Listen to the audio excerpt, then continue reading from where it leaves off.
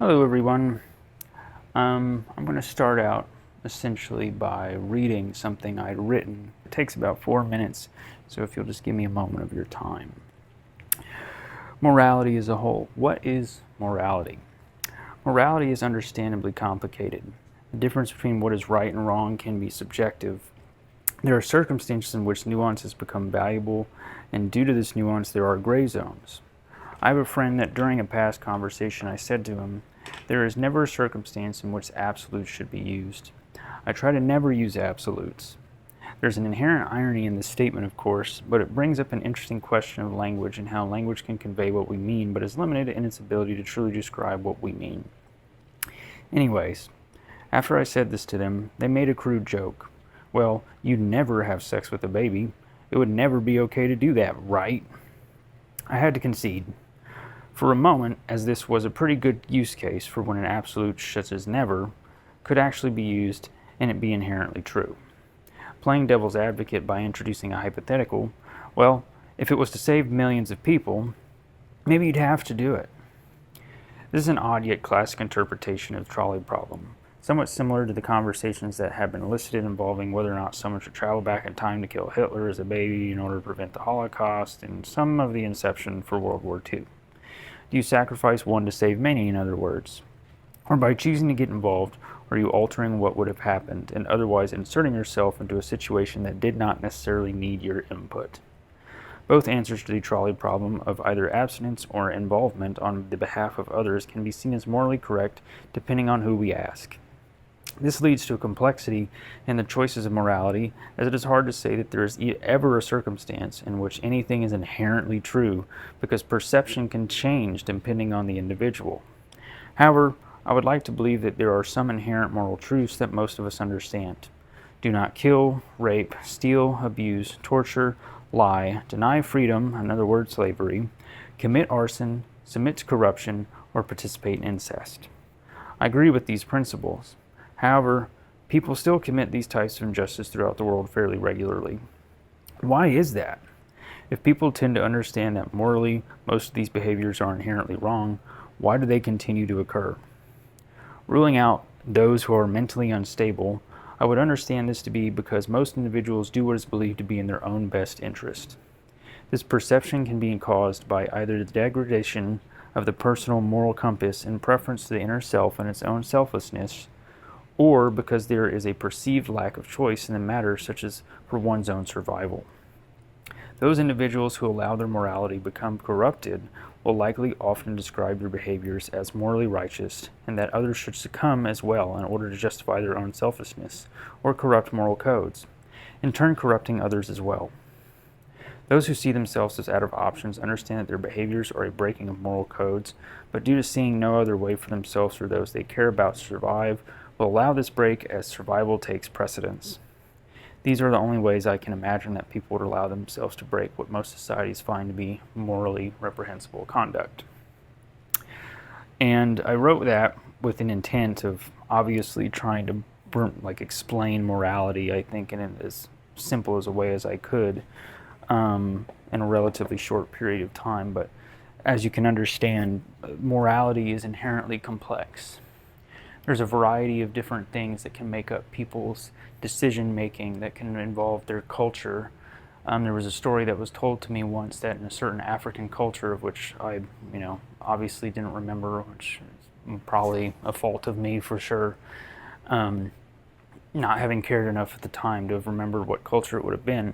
But a story a gentleman had told me at work, in which essentially had something to do with the shaking of hands and whether or not you would use your right or left hand, because one hand was perceived to be the hand that you would wipe with, and the other hand would be the hand that you would perceive to not be wiping with. And so by shaking hands with whichever hand it was, obviously would be seen as a moral faux pas in that culture, because you would otherwise be shaking your hand with an individual that would have been your wiping hand. Just little things like that of without having that story, there can be, I could have offended somebody, or not understood why I offended somebody, just based on which hand I decided to reach out to them to when I was trying to shake their hand. And that's a fairly, like, simplistic, like, I mean, who cares necessarily about offending people? Like, you can't know all of the different perspectives of different people and the different cultures in the world. It's just not possible. You can try your very best to do that, and most people probably should, just for the sake of, I think being good individuals, being good neighbors to other people is trying to understand their culture, trying to understand their perspectives, trying to understand where they're coming from. But ultimately, at the end of the day, it's hard to really choose. It's hard to pick and choose, like, who is inherently correct in different circumstances.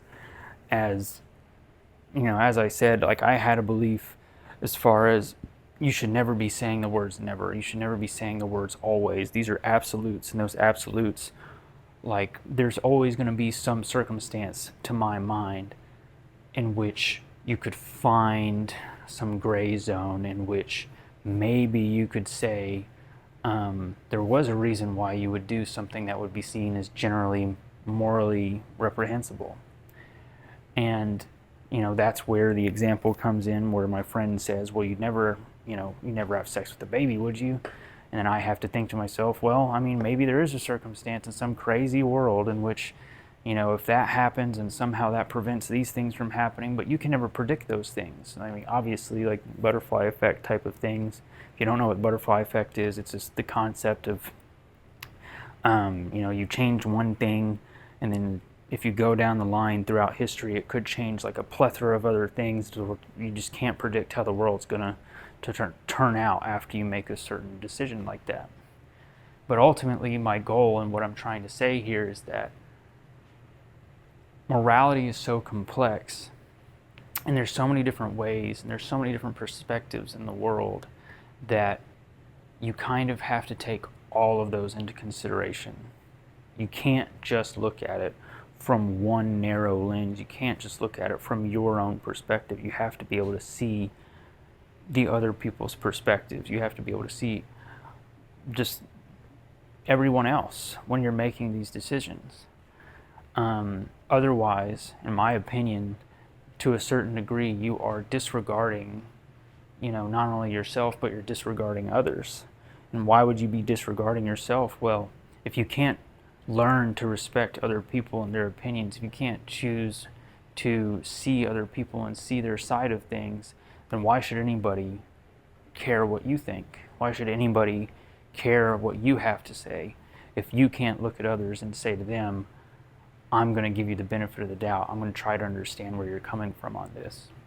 And so, ultimately,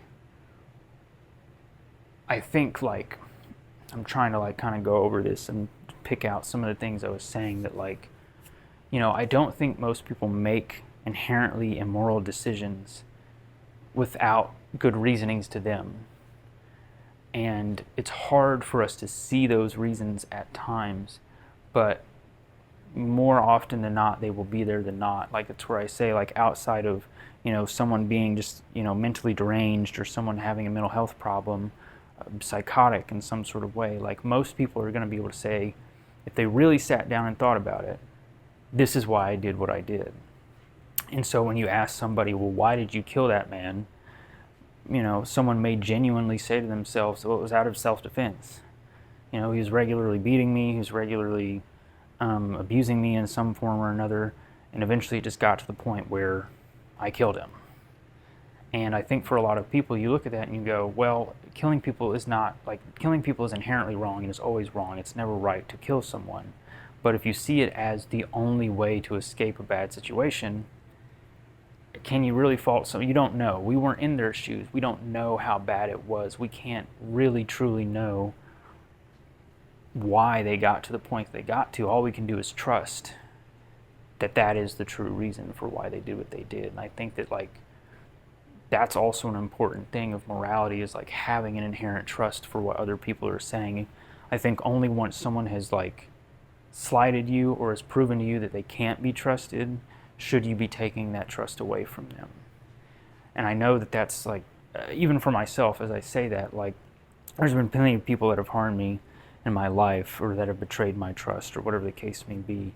And at the end of the day, like, that's on them. That's not on me. I still have to choose to trust people. That's a decision I can make. And so even though they did that, yes, like I inherently have lost some faith in that person. I have inherently lost trust in that individual. But at the end of the day, I still have to choose to trust strangers. I still have to choose to believe that other people want what's best for themselves and what's best for the people around them. You know, I would say like some of the things that most people would often most agree upon, no matter the culture, no matter where you are in the world, would be their families, the people they love, the people they care about. All I want to do is protect my family. All I want to do is protect myself. All I want to do is make sure that I'm safe, my family is safe, make sure I'm secure, make sure my family's secure. And I think that most people can understand that. So if there's decisions that are being made in that context, I think most people can understand like the moral core to that and understand that, like, well, at the end of the day, if I were in their shoes and someone broke into my house and I shot that person who broke into my house, I was just trying to protect my family. That's pretty understandable for most people. I'm sure there will be some people out there that say, no matter what, killing somebody is inherently wrong. But, you know, we have these gray zones for that reason. Like, I think there's for the most part, it's inherently wrong to kill. But in the case of self-defense or in the case of trying to protect one's property, most people are going to say, maybe it's okay in that situation. And so that's where I say that, like, when we look at morality, I want most people to see it as this, there's never a right answer. There's never only one answer. It ebbs and it flows, and we all have to kind of talk about that. We all have to kind of discuss that. We all have to kind of find the common ground amongst us to understand where we can all say, okay, that makes sense. Like, it's not easy. And that's why, that's why we have a process. Like, that's why there's judges. That's why we have courts. That's why we have these things to litigate and kind of come up with rules that we generally agree upon to a certain degree, and make laws that we generally agree upon that say, this is based on, like, we've had enough discussion about it. Based on all those discussions, we've now come to a consensus, and we say, this is the way that we should do things. And we have to have those discussions, because if all we're going to do is say, you're wrong and I'm right, or I'm right and you're wrong, then we're taking out all of the nuance, and we're taking out all of the little finer details about these discussions that are necessary to truly be able to understand one another and understand why we feel the ways that we feel. Like, I typically point to, personally, and I've done this since I was a teenager, that, like, I don't understand personally the pro-life, pro-choice kind of debate. Because when you look at those things, I think most people would agree, being pro-life doesn't mean you're inherently like anti-pro-choice. And being pro-choice doesn't mean you're inherently anti-pro-life. They're two completely different arguments, and yet we equate them because we decide, like, by listening to arguments on television and the media and on social media and all these different places, that somehow they're the same argument, when we know they're not. We know that just because you're pro-choice doesn't mean you're not inherently pro-life. I am pro-life and I am pro-choice.